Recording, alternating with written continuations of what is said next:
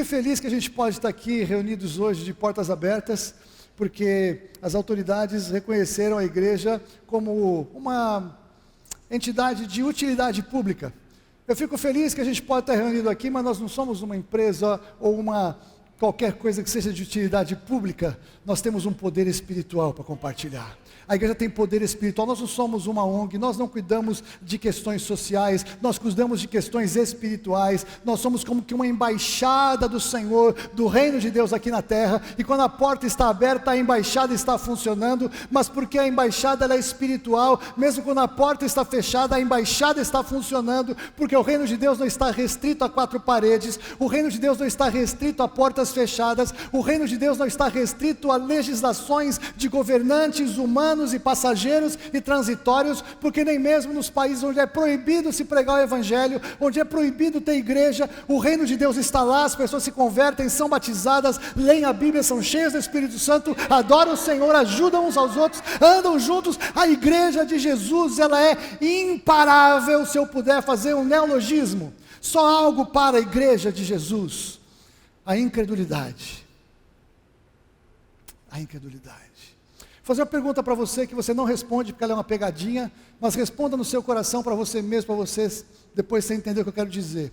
Se eu disser para você que se Jesus estivesse aqui hoje, Ele curaria todas as pessoas de qualquer tipo de enfermidade, e eu perguntasse se você acredita nisso, eu tenho certeza que muitos diriam sim, levantariam a mão. Só que não. E eu quero compartilhar com vocês pela Bíblia que exatamente não é bem assim. Primeiro eu quero dizer para vocês que, segundo nós lemos no Evangelho de Mateus, capítulo 18, versículo 20, Jesus faz uma afirmação tremenda para os seus discípulos, que Ele diz: porque onde estiverem 2 ou 3 reunidos em meu nome, ali estou eu no meio deles. Então não é se Jesus estivesse aqui, Jesus está aqui.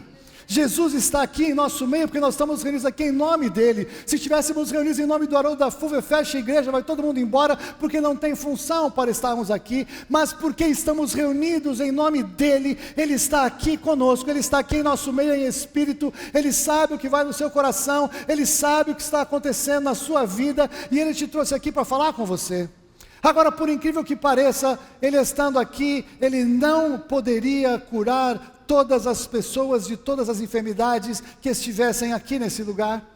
E isso está muito claro no Evangelho de Marcos, no capítulo 6. E eu quero ler este texto com você. Marcos 6, eu vou ler de 1 a 6.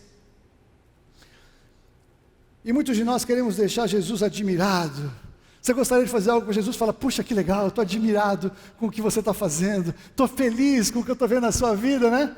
Então veja, tendo Jesus partido dali, foi para a sua terra, Ele voltou para Nazaré, e os seus discípulos o acompanharam.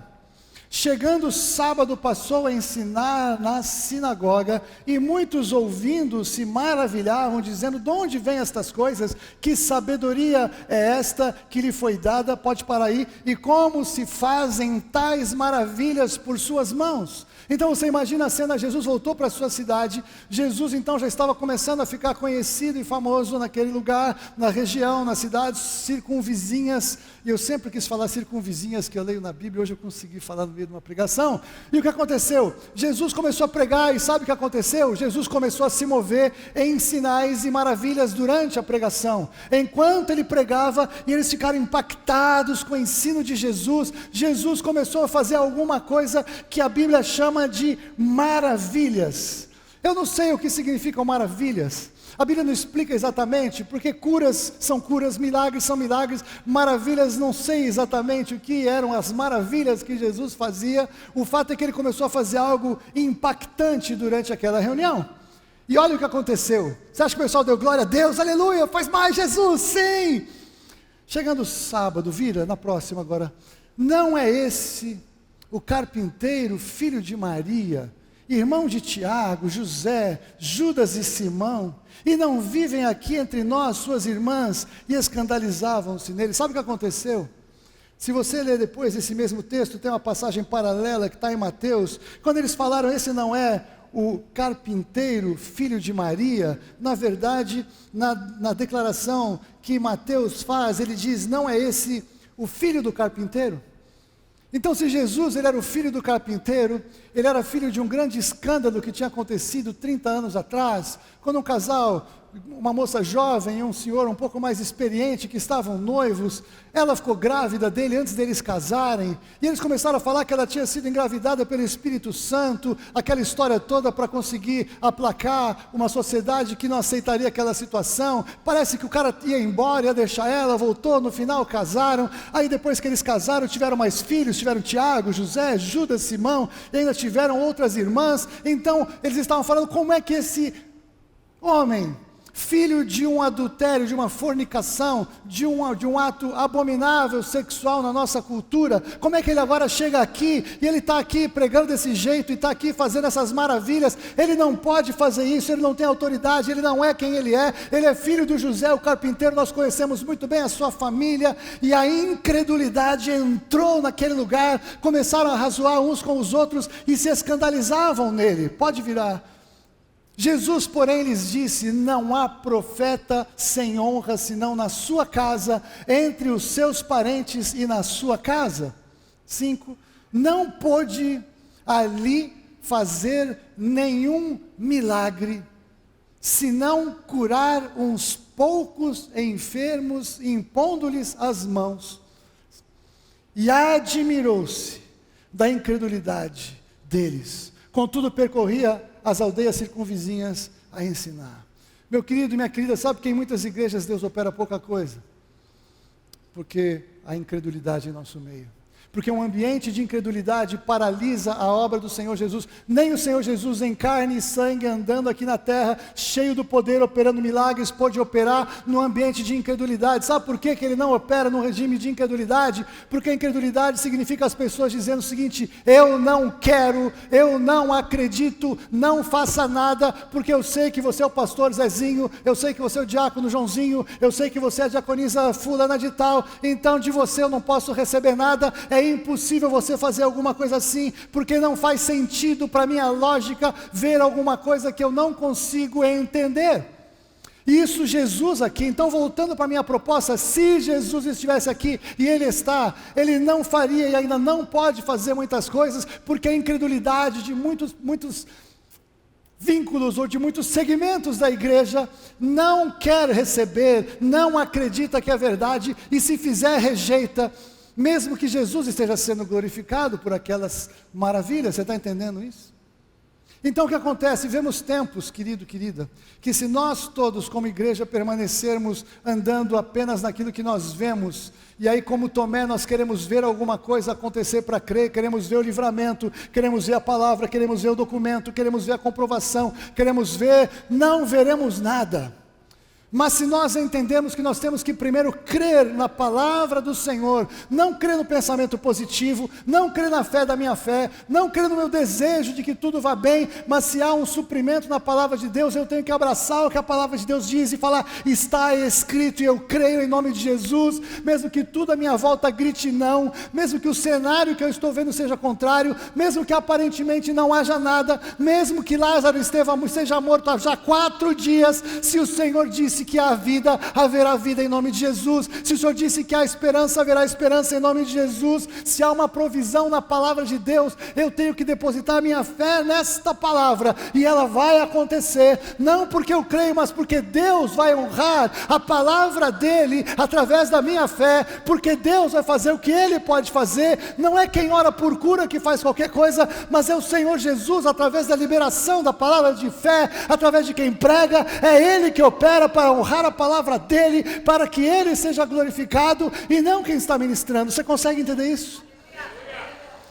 Mas se nós somos incrédulos, que nem todo mundo, então nós temos que ter uma igreja que fica apavorada com o que está acontecendo na nossa sociedade, e precisamos contar que os governantes vão acertar as medidas, e vão saber se abre, se fecha, se planta bananeira, se usa, se faz, porque vamos ficar dependendo do que a saúde pública estabelece, do que os cientistas dizem, do que os médicos dizem, do que sei lá eu quem diz, e nós estamos iguais a todas as pessoas do mundo.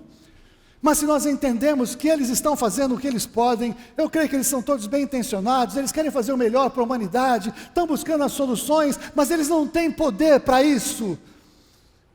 E se nós que temos a palavra de Deus, nos levantarmos segundo o que nós cremos. Não importa se tem vírus novo, vírus velho, se volta o mesmo vírus, se vira à direita, se vira à esquerda, se vem outra cepa, não importa nada disso, porque sabemos quem somos, sabemos que o Senhor é conosco, sabemos que a nossa saúde está nas mãos de Deus, a nossa saúde está no sangue de Jesus, que nós tomamos agora por figura, que nós comemos agora por figura. Jesus está em nós, e Ele disse que nunca vai nos deixar, e nunca jamais vai nos desamparar. Eis que estou convosco todos os dias, até a consumação dos séculos, disse Jesus. Então a nossa saúde está nas mãos de Deus. E se por algum motivo chega a hora de algum crente ir embora, louvado seja o nome do Senhor, porque será liberto deste lugar, será liberto desse corpo limitado, será liberto desse corpo de pecado, estará face a face com o Senhor para sempre, e vai ressuscitar no dia do arrebatamento, e nós vamos estar juntos em nome de Jesus. O que nós vamos temer? O que você está temendo? Você está temendo o quê? Todas as pessoas que Jesus curou, todas as pessoas que Jesus ressuscitou, já morreram. 9 leprosos Ele curou, e aparentemente estão no inferno. Um leproso Ele curou, e ele voltou para agradecer, e ele foi salvo, ele está na eternidade diante do Senhor, louvado seja o nome do Senhor. Lázaro, o amigo Lázaro, ele ressuscitou depois de 4 dias. Sabe o que aconteceu com Lázaro depois de algum tempo? Morreu. Sabe o que aconteceu com Lázaro depois? Ele foi liberto do corpo dele, da velhice, da doença, da enfermidade, do cansaço, do pecado, e hoje ele está lá diante do Senhor, e você e eu vamos conhecer Lázaro um dia. O que nós vamos temer? Qual é o seu medo? Sabe o que gera medo? Incredulidade. Não saber, não crer no que a palavra de Deus diz, não conhecer a palavra, não entender quem nós somos em Cristo, duvidar do destino eterno, como eu compartilhei na ceia.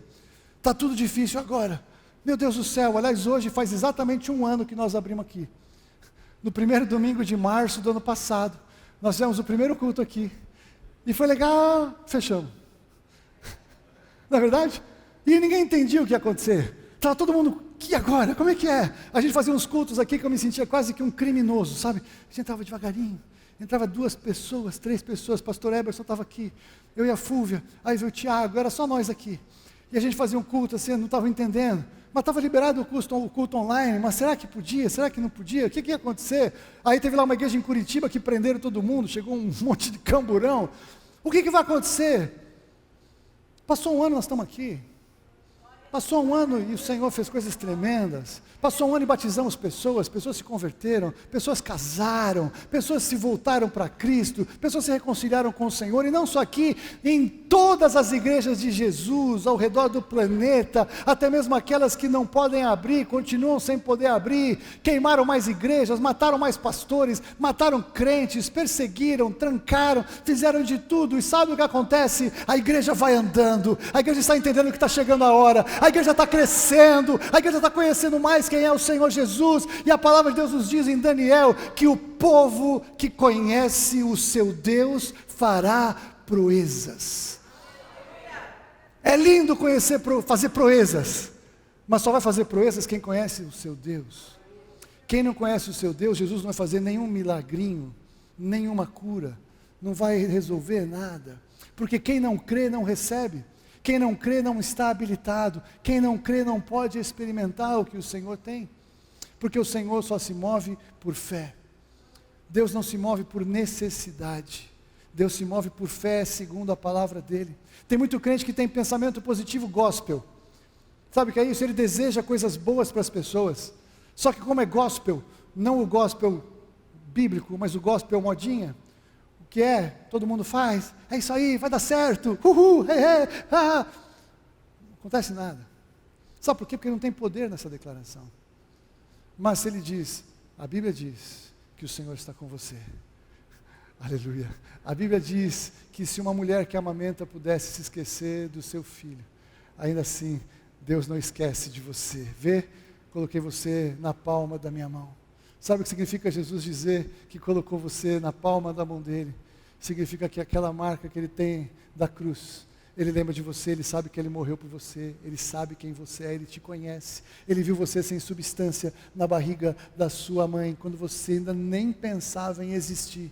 Quando todo mundo hoje diz que aquilo lá não é nada, pode tirar do útero, pode jogar fora, que não é nada, não é uma pessoa. Deus já sabia tudo que estava escrito e determinado para aquele ser sem forma, que está ali na barriga da mãe. Deus escreveu todos os dias. Deus conhece. E quando nós entendemos que nós precisamos nos mover pela fé, para que nós possamos ver o Senhor agir na nossa vida, eu quero trazer para você um outro ponto, porque aqui ele se admirou da incredulidade deste povo. Mas vai comigo, por favor, para Mateus ainda, capítulo 8, de 5 a 13, você vai ver que tem ali aquela experiência de Jesus com o centurião romano. O centurião romano, ele não era nem judeu, então nada era para ele ainda, porque Jesus veio para o que era seu, Jesus veio exclusivamente para os judeus. Lembra daquela mulher sírio-fenícia, que Jesus, trata ela de uma maneira que a gente não entende, e aí então entrou esse centurião em Cafarnaum, ele se apresentou implorando ao Senhor Jesus. Olha, esse cara, ele tinha autoridade para mandar prender, mandar soltar, mandar matar, e ele chega diante de Jesus implorando. Sabe por que ele fez isso? Porque embora ele tivesse muita autoridade, como um baita oficial do Império Romano, ele reconheceu quem Jesus era. Ele abriu mão de achar que quem ele era poderia ser alguma coisa, mas ele olhou para Jesus. Então ele entrou implorando: Senhor, o meu criado jaz em casa de cama, paralítico, sofrendo horrivelmente. Para aqui, olha que tremendo. Um cara como esse, o que ele mandava falar? Pega esse criado, devolve ele para família dele, coloca alguém que esteja aqui funcionando bem para me servir, alguém com saúde, e continua as coisas. Ele podia tratar assim. Muita gente trata pessoas assim ainda hoje. Muita gente trata pessoas que servem nas suas casas, que servem no restaurante, que servem no posto de gasolina, que servem na loja. Tem muito crente que trata pessoas assim, só porque a pessoa trabalha numa coisa que você acha que não é tão digno assim. Nós não podemos ser assim. Olha o que esse centurião romano fez com relação àquele cara que servia na casa dele. Ele foi diante de Jesus, ele se humilhou diante de Jesus, mas não é que ele estava doente, não é que o filho dele estava doente, não é que a esposa estava doente, ele estava preocupado com a vida daquele que servia na sua casa, sofrendo horrivelmente, e Jesus lhe disse: eu irei curá-lo. Mas o centurião respondeu: Senhor, não sou digno de que entres em minha casa, mas apenas manda com uma palavra, e o meu rapaz será curado. Pois também eu sou homem sujeito a autoridade. Ele entendia a autoridade que muito crente não entende. Eu tenho soldados às minhas ordens, e digo a esse vai e ele vai, e a outro vem e ele vem, e ao meu servo faze isso e ele o faz. Ouvindo isso, grava aí, admirou-se Jesus e disse aos que o seguiam: em verdade vos afirmo que nem mesmo em Israel achei fé como essa. Digo-vos que muitos virão do Oriente e do Ocidente e tomarão lugares à mesa com Abraão, Isaque e Jacó no reino dos céus, ao passo que os filhos do reino serão lançados para fora, nas trevas, e ali haverá choro e ranger de dentes. Jesus se admirou da incredulidade daquelas pessoas que estavam na sinagoga, onde ele estava ensinando, na terra onde ele nasceu. E Jesus se admirou na fé de um centurião gentil, que tinha toda a autoridade, e falou: eu sou sujeito à autoridade, eu mando vai, vai, eu mando vem, vem. Então ele estava ali implorando ao Senhor. Então diz o Senhor para a enfermidade: vai, porque ela irá. Você está entendendo o que ele fez? Você está entendendo que fé não é um sentimento, fé não é uma decisão, fé não é uma emoção, fé é um entendimento de saber quem nós somos e uma decisão de confiar que se nós falamos a palavra de Deus vai se cumprir. Porque o poder não é seu nem meu, o poder é o da palavra de Deus. O poder é do Senhor agindo para honrar a palavra dEle, para cumprir o propósito que Ele quer cumprir através da palavra dEle, porque Ele disse que a palavra dEle não volta para Ele vazia, mas cumpre o que Ele tem prazer que aconteça. É por isso que nós então, como igreja, nesses dias em que vivemos, nós temos que entender que eventualmente pode ser que ao longo do ano, abre igreja, fecha igreja, agora pode, agora não pode, agora só até as 10, agora até as 11, agora só de manhã. Pouco importa, porque nós continuaremos sendo igreja. Nós vamos encontrar por Zoom, nós vamos trocar e-mail, nós vamos fazer ligações, vamos nos encontrar em algum lugar aberto, vamos voltar para cá e vamos congregar aqui. Não é isso que muda quem nós somos em Jesus Cristo, não é isso que muda o amor que nós temos um pelo outro, que nos une, não é isso que muda o poder de Deus de agir, porque tudo isso que está acontecendo não é contra a vontade do Senhor, mas tudo que está acontecendo está cumprindo a própria palavra dEle, que disse que nos últimos dias seria exatamente assim. Então, se nós sabemos quem nós somos, se nós conhecemos a Bíblia, olhamos para o que está acontecendo, nós não tememos, porque sabemos que tudo isso está escrito, e vai acontecer estando escrito. As pessoas que odeiam a Deus, que blasfemam do Senhor, que zombam da volta de Jesus, que ridicularizam Jesus, que zombam da fé, essas pessoas agindo assim, estão cumprindo exatamente o que Deus disse que fariam nos últimos dias. Louvado seja o nome do Senhor.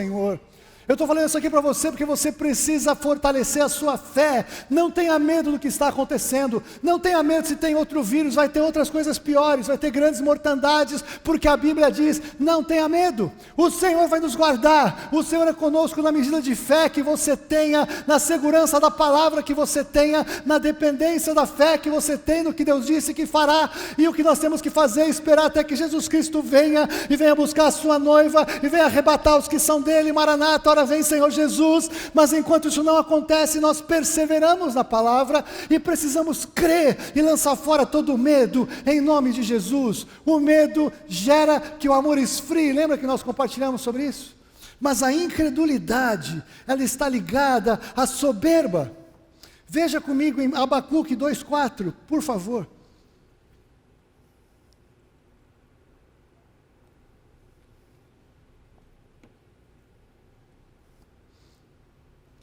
Eis o soberbo, a sua alma não é reta nele, mas o justo viverá pela sua fé. Aleluia. O soberbo rejeita a fé, porque ele se acha, eu sou letrado, eu tenho cultura, eu tenho conhecimento, eu sou PhD e JHC e XYA, então eu sei que isso não pode acontecer. Não é assim, presta atenção, não é assim. Olha, tem estudos que dizem, olha, tem pesquisas, olha, tem casos. O Senhor não depende de nada disso.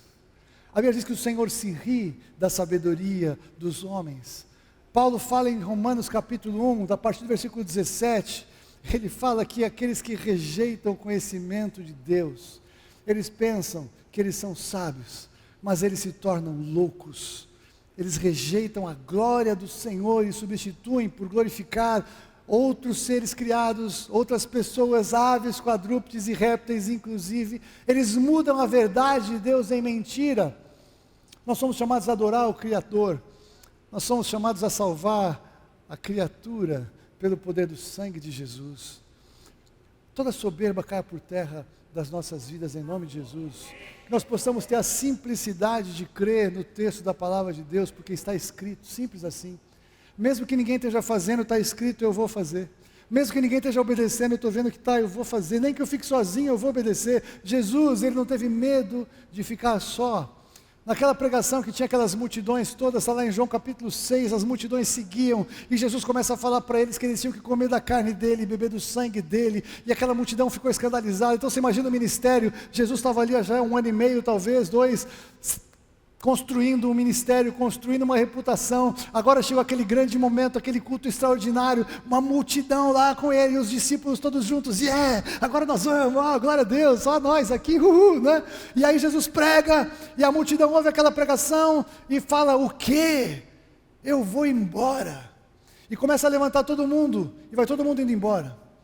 Talvez algum pregador hoje em dia ele ia falar o quê? Não, pessoal, espera um pouquinho, diaconia, olha, acho que eu me expressei mal, deixa eu explicar o que eu quis dizer, não é bem isso, não vou embora não, deixa eu explicar.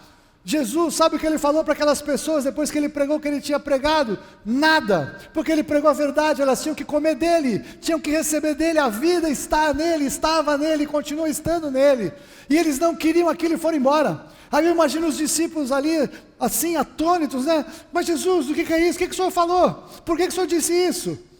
Aí Jesus vira para eles e fala, escuta, vocês querem ir embora também? Ele não está preocupado em ficar sozinho. A multidão foi embora, pode os discípulos ir embora, por quê? Porque Jesus estava pregando a verdade. E ele não ia flexibilizar a verdade para agradar pessoas que queriam ouvir o que elas querem ouvir. Deus não tem compromisso com aquilo que nós queremos ouvir, porque nós nem sabemos o que precisamos quando queremos ouvir o que queremos ouvir. É por isso que temos que congregar. Quando a pessoa fica em casa, ela pega o playlist, ela vai só escolher a bênção, aceita a bênção, como receber 10 passos para ganhar, 7 passos para enriquecer, 14 passos da Bíblia, e ele só quer o que lhe agrada, o que lhe dá prazer, ele só tem interesse no que vai agradar a sua alma. E quem faz isso não está buscando a Deus. Quem faz isso se sente Deus e quer buscar um Deus que o sirva. E se Deus me serve, Ele não é Deus? E se eu acho que Deus tem que me servir, eu nem entendi quem é Deus, nem entendi quem eu sou, porque Deus é Deus e eu sou servo do Senhor, e eu estou sujeito à vontade dEle, e a minha vida está entregue nas mãos dEle, porque Ele comprou por preço, eu não sou mais meu, você não é mais seu, Deus não tem que te servir, Ele não tem que fazer a tua vontade, Ele não tem que fazer as coisas do jeito que você quer, Ele não tem que afofar você porque você é fofinho, guti, guti, guti, Ele te ama, e Ele te chamou para crescer, para se desenvolver, para fazer a diferença, para ser fortalecido nesse tempo em que as pessoas não sabem nada, mas nós temos a resposta, e a resposta é Jesus Cristo. Você está entendendo isso? Então o que nós precisamos como igreja? Nós precisamos construir um ambiente de fé. Eu fiquei feliz, estava conversando com algumas pessoas, tem sido tremendo nossos tempos de adoração aqui na igreja, não tem sido tremendo? Você tem sido abençoado? Deus tem falado ao seu coração, tem tocado a sua vida, glória a Deus. E sabe o que algumas pessoas me falaram? Sabe o que é? Eu já estou chegando na igreja com aquela expectativa, o que vai acontecer no louvor? Então quando as pessoas têm uma expectativa de fé, elas estão dizendo para Deus o seguinte, eu quero ver o que o Senhor tem para falar ao meu coração hoje. Ninguém está vindo para ver uma banda que toca bonito, que toca afinado, grandes cantores, grandes backs, ninguém está vindo para isso, mas estão vindo para adorar a Deus. E nós já estamos entendendo, quando nós nos entregamos na adoração, Deus nos entrega coisas que nós nem imaginamos, e nós saímos daqui curados, transformados e libertos, não é assim? Só que sabe o que está acontecendo de vez em quando aqui? Acaba a parte da adoração, aí quando vem a pregação, o que ele vai falar agora? Não, esse pastor eu gosto mais do Renato que do Haroldo. Não, eu prefiro o Eberson. Eu fico esperando como é que a pastora Fúvia vai pregar de novo. Aí o que acontece? A gente está olhando para as pessoas que vão pregar. E se for olhar para as pessoas que vão pregar, vai ser uma tragédia. Porque nós não estamos aqui para fazer entretenimento. A gente está aqui para compartilhar com vocês a palavra que Deus põe no nosso coração e que nós cremos. E às vezes é difícil gerar uma palavra. Às vezes Deus ele também trabalha com a gente. Às vezes Ele entrega na última hora. Às vezes Ele dá uma parte, às vezes Ele entrega tudo, às vezes Ele entrega uma parte. E a gente quer ter zelo e temor de entregar algo a vocês aqui. Agora veja o que acontece. A gente teve aqui já algumas vezes o Luca ministrando na igreja, é uma bênção, né? E quando ele ministra cura, muitas pessoas aqui já foram curadas pelas ministrações dele. Mas eu vou falar uma coisa para vocês, eu aqui da plataforma, tem uns dias que eu falo, eu admiro muito a ousadia, a unção que está na vida dele, porque eu olhando para as pessoas da igreja, eu falo, Jesus, eu não ia acreditar que ia acontecer nada, porque às vezes a gente tem pessoas que estão quase que assim, parece que está vendo um show de mágica, David Copperfield, deixa eu ver como é que ele faz, será que ele vai, isso aqui ele não vai curar não, isso aqui, como se ele estivesse aqui fazendo um entretenimento, e aí ele foi a algumas igrejas que tinham uma expectativa de fé, e aí tem gente que foi curado cego, que viu, surdo, que ouviu, gente que teve derrame, estava paralisado de um lado e voltou a andar, voltou a se mover, porque tinha uma expectativa de fé. Soltou muleta e saiu andando. Querido, querida, eu como pastor desta igreja, eu quero dizer para vocês o seguinte, eu quero ver proezas que nós vamos fazer como corpo, de Cristo, à medida que nós conhecemos o nosso Deus. E para isso eu preciso falar para você o seguinte: sabe o que eu preciso que você faça? Eu preciso que você creia que da mesma maneira que Jesus agiu até hoje, Ele continua agindo, Ele continua vivo. O que Ele fez continua disponível para a gente acessar, porque é da palavra dEle disponível para nós. Agora, sabe o que é necessário acontecer em nosso meio? Uma expectativa de fé, de que um dia que Deus levantar alguém para falar de cura, vai haver cura. Um dia que o Senhor levantar alguém para falar de libertação, vai haver libertação. Um dia que o Senhor levantar alguém que vai haver uma liberação na área de finanças, vai haver uma liberação na área de finanças. Um dia que alguém liberar uma ministração poderosa de cura para um casamento ser restaurado, haverá cura para um casamento ser restaurado, porque todos os recursos que o Senhor tem na Bíblia, eles são para nós hoje. Mas não adianta vir o cara mais ungido do céu, porque nem Jesus, se tiver incredulidade, vai fazer algo que para ele é simples de fazer, mas para nós parece difícil de fazer. Você está entendendo o que eu estou falando? Acho que não. Você está entendendo o que eu estou falando? Eu não quero só ouvir o amém, eu quero que o amém seja de verdade. Eu quero que seja de coração.